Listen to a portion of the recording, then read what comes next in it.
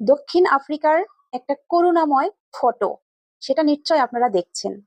তো সেই ফটোটা একটা ফটো সাংবাদিকে মানে ক্যাপচার করে, ফটোটা তোলে আর কি।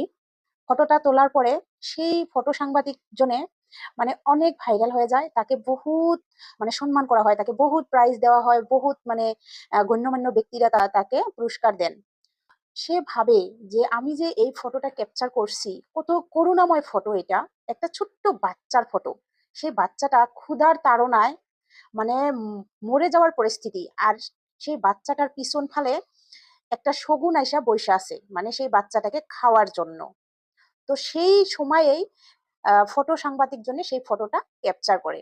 তো যখন তিনি মানে অনেকগুলো পুরস্কার পায়, পাওয়ার পরে মনে মনে সে ভাবে যে আমি এটা কি করলাম। সে কিন্তু অনেক পুরস্কার পাইছে, তারপরেও কিন্তু সে আত্মহত্যা করেছে। কেন জানেন? মানুষ কখনো কখনো নিজের মানসিকতাটা ভুলে যায়।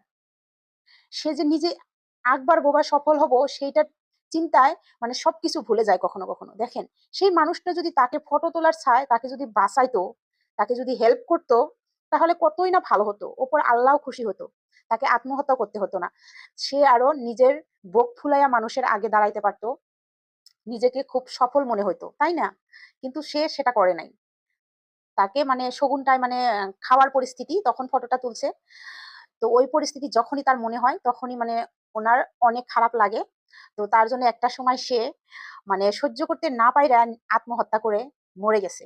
তো কখনো কখনো মানুষের মানবতা মানে কি? মানবতা মানেই তো সমান অধিকার, মানুষকে ভালোবাসা। এই বর্তমান যুগে মানুষ তো মানুষকে ভালোবাসে না, শুধুমাত্র মানুষকে ব্যবহার করে নিজের ভালোর জন্য। তো বন্ধুরা, সবাই ভালো থাকবেন, সুস্থ থাকবেন।